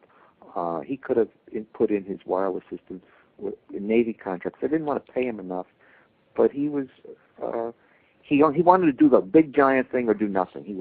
He's uncompromising in that regard. So I think you can't just totally blame society. I think Tesla himself. I think back to there was a guy who could do a quad in ice skating when no one could do a quad.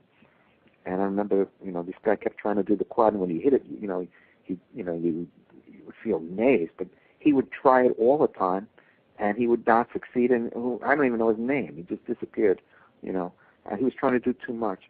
And I think Tesla, in a way, was trying to do too much at once. I think if he had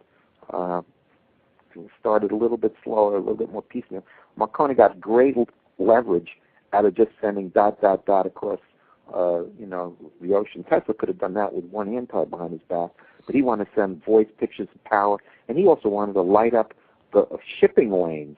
He wanted to electrify the atmosphere so that ocean liners wouldn't have to travel in the dark. I mean, he had huge ideas. Well, here's a question from the chat room in connection with your work on consciousness. Do you have any thoughts on 2012, the end of the Mayan calendar? Well, I remember, the Y2K scare. I had a guy who, insisted I buy, 50 pounds of rice and be ready for the end of the world. I think we live in cycles. I think we've just seen, the end of a major cycle with the crash of the stock market. I think there's a lot to the Mayan calendar. But I'm an optimist. I mean, I have great hope and belief in that things will work out. I know we'll go through good periods and bad periods, but I think we're on the upswing. I think that we're going to go. I think we'll continue to go down for a little while because we're in a down spiral for a while. But I think Obama is a very positive force. I think we've got a whole good group of guys in there, and so I'm very hopeful. I'm not worried about 2012. Is anybody following up on any of Tesla's research now, Doctor? That we know about anyway? Well, I think Jim and Ken Corum are, C-O-R-U-M. These guys are brilliant, wonderful, wonderful people. They've written tons and tons of stuff on Tesla. But they're older, they're in the 60s. There's nobody young that I know of, and I would like to make an appeal to people like an MIT. I think they could start with my biography, Wizard, and the new book, Transcending the Speed of Light, and start to read it. There are important thoughts that Tesla has which have applications in science. This is not mystical mumbo jumbo. This is real stuff, and the proof is that he really is the inventor of all these great inventions. He's not just some great guy who says, well, he's got great thoughts, there's nothing behind it all. He can prove it. He really is the guy whose name's on the patent plaque at Niagara Falls. Did Tesla ever do any experimentation or have anything to say about invisibility? The whole Philadelphia experiment, I think, was an experiment on cloaking, like the stealth bomber. I do not believe a ship disappeared and reappeared or dematerialized and reappeared. Yeah, it disappeared off a radar screen. That's what happened. And then the wackos got a hold of it and said that it dematerialized. Tesla was involved in radar and in encryption. He is the inventor of cell phone technology in the sense that he's the guy who came up with the idea of how to create an unlimited number of wireless channels, and that's directly linked to radio guidance systems and encryption devices and stealth technology. So there's a direct link to all of that to his research. Well, great. I wanted to. We're getting up to the top of the hour now, and going to have to start wrapping it up here shortly. Let's mention your website again and the names of your books and how people can get those. Okay, again, my website is markseifer.com, markseifer.com. And the two books we've been talking about today are Wizard, The Life and Times of Nikola Tesla. It's in its 10th printing. There's over 40,000 copies in print. It's been translated into Russian, Croatian, Czech, Serbian. And the other book is my new book called Transcending the Speed of Light, Consciousness, Quantum Physics, and the Fifth Dimension. I think if you just Google my name or go to Amazon, you'll see those books come up. Yeah. And there's also a link on paranexus.org. If you click on the radio program tonight, you'll get Dr. Cipher's website. Here's one last question from the chat room. How did Tesla keep from being overexposed when he was working on X-rays? That's a good question. Elihu Thompson got burnt playing with the X-rays, and he blamed Tesla because he was using Tesla's equipment. He hated Tesla. I even got burnt with the X-rays. And I think he risked his health then. They all did in the 1890s. I think he got lucky that he didn't have any residual effects. Yeah. So it's a great question. And he was a good friend with Roentgen. Roentgen was the first guy to get a Nobel Prize, and there's letters back and forth between them. But Tesla may have invented the X-ray before Roentgen, but he didn't exploit it at all. And Roentgen certainly deserves all the accolades that he got. So that's a great question. I think he was lucky. Well, we appreciate the time you've given us tonight. Very interesting discussion. Obviously, you know your stuff in a variety of areas. Am I correct in understanding that you've done some work in ufology, or at least conceptually, in addition to parapsychology? Yes, I had a journal called Metascience, and we had articles on UFOs going back to the late 1970s, the early 80s. And I've done a lot of research on telepathy and that area, and I make a big plea in Transcending book. I think university students today should be studying telepathy. It's really absurd that we are not studying higher conscious abilities that we have. I've done a lot of research in all those fields, and that book is 30 years of my research in parapsychology and also advanced Tesla theories and an Einstein theory. Well, cool. Well, we appreciate everyone joining us in tonight. We have a great guest. We're going to talk about Tesla. And just by way of reminder, if you'd like to call in and ask questions, you're more than welcome to do that. The numbers are on your screen, 347-945-7799. Or you can ask questions in the chat room. Love to have those as well. So let's get on with our guest. Tonight we have Dr. Mark Seifer with us. Dr. Seifer has a Bachelor of Science degree from the University of Rhode Island, postgraduate work in graphology at the New School for Social Research, a master's degree from the University of Chicago, and a doctorate in psychology from Saybrook Institute. He's taught courses on consciousness at Providence College School of Continuing Education for 15 years and is presently a visiting lecturer in psychology at Roger Williams University. He is an expert on Nikola Tesla. He is the author of 8 books, one of them, I guess a couple of them about Tesla, one in particular we're going to talk about tonight. Dr. Seifer, it's very good to have you on the show with us. Welcome. You're welcome. Great to be here. Thank you for having me. So you've got quite a bio, and I didn't even read it all. There's a lot of good stuff, and that's on paranexus.org if you'd like to read that. A lot of stuff. You've been a consultant for the Biography Channel, correct? Yes. 60 Minutes and the American Experience. You're in the Marquee Who's Who in the World. A lot of stuff. You're into handwriting analysis. Looks like you've done screenplays and novels. And one of your books on transcending the speed of light, that's what you were talking about, this kind of the sequel to the Tesla book, is that correct?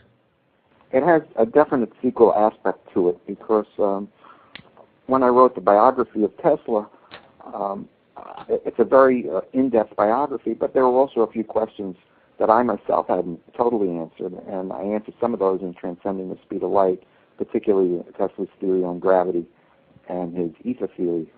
So there's a big section in Transcending the Speed of Light on Tesla's kind of hidden theory of gravity and his ether theory. So, Doctor, for the benefit of those in our audience who may not know who Tesla is, although that I find that might be improbable, but for the benefit of those who might know who Tesla is, can you maybe we could start there and you give our audience kind of an idea of what kind of a genius this fellow was? Yes. Tesla was born in 1856 and he died in 1943. He has almost the exact same lifespan as Sigmund Freud. They were both born in 1856, and Freud died in 1939, and they're both in their 80s. And I think if most people obviously know who Tom Edison is, Tesla and Edison are, I think, pretty equal in their stature in what they've done in the field of electronics and inventions. And Tesla worked for Edison. Edison's about 10 years older than Tesla. So Tesla actually, when he came to the United States, he had already invented something called the rotating magnetic field. And the problem in the 1880s was how to send electricity over long distances. And Edison was sending electricity about a mile, and that was to light houses. And also Westinghouse and L.V. Thompson, these were the three people that were working against each other. They all had systems that sent electricity about a mile to light houses.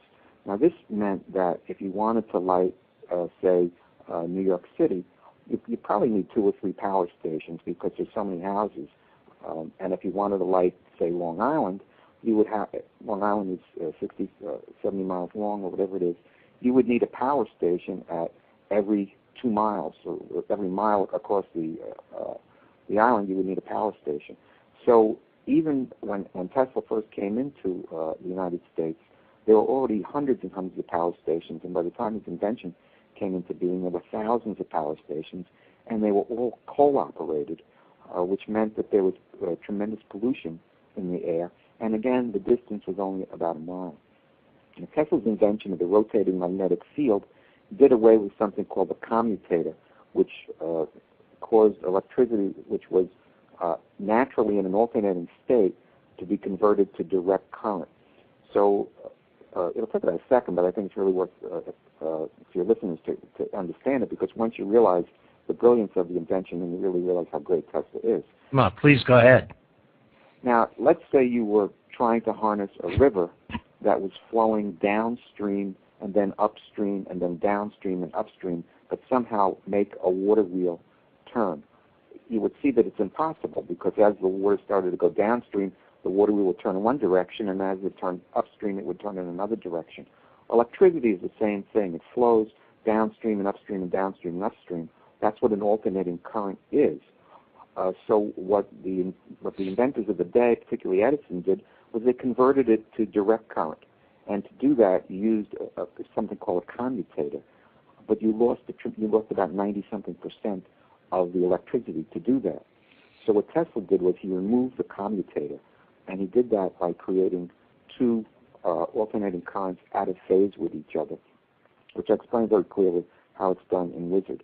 The end result was that not only could you send electricity hundreds and hundreds of miles from one power source, but also you could distribute electrical power. So before Tesla's invention, you could send electricity about a mile to light houses, and power dropped off over distance. So if your house was near the power station, you had bright lights. If you were far away, you had dull lights. After Tesla's system, you could send electricity hundreds of miles, and it was for electrical power. So Edison's system, you could not run a refrigerator, you couldn't run a vacuum cleaner, you couldn't do any of those kinds of things.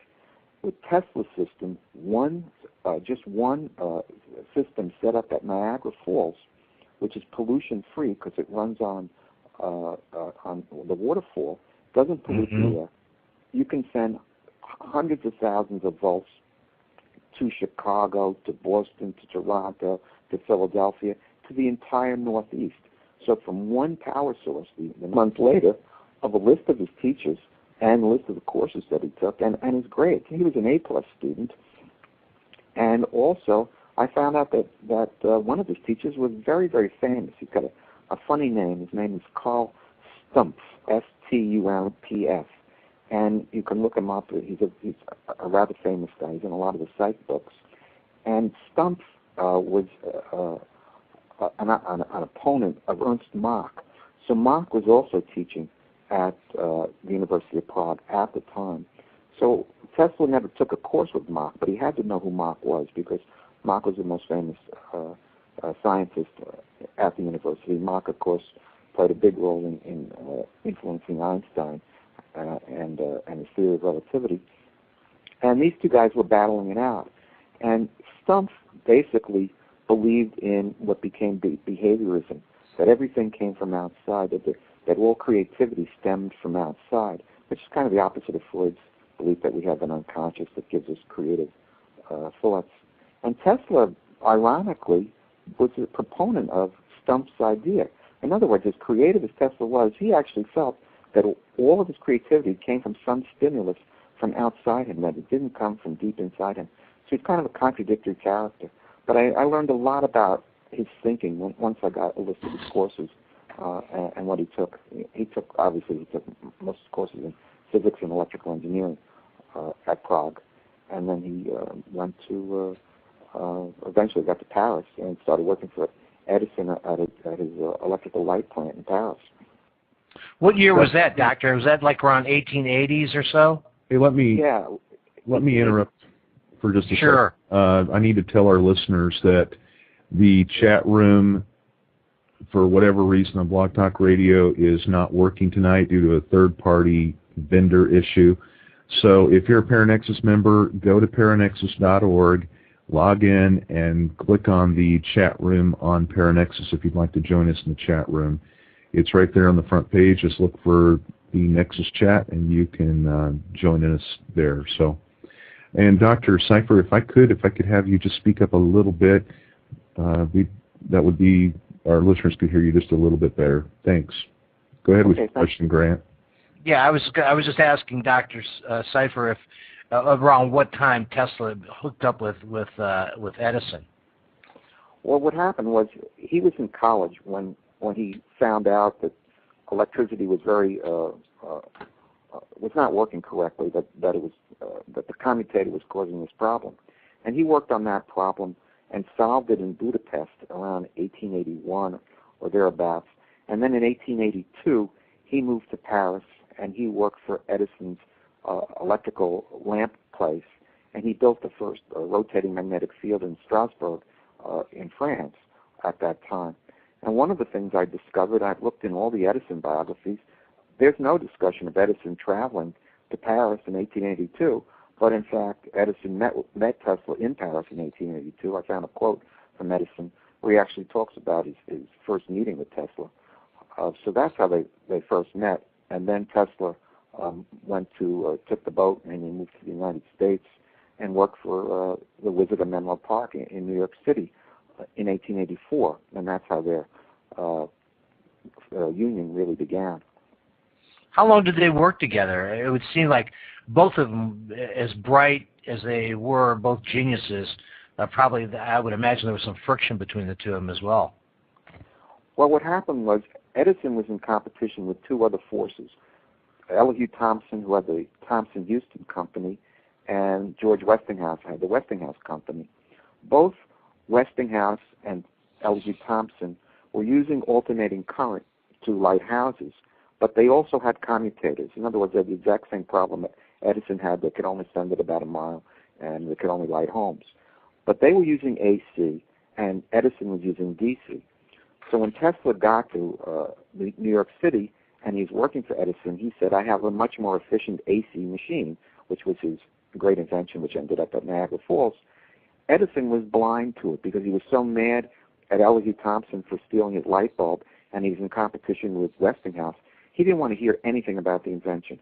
So that invention that I explained to you, Tesla never had that conversation. He did not have a 5-minute conversation to explain to Edison what his invention was.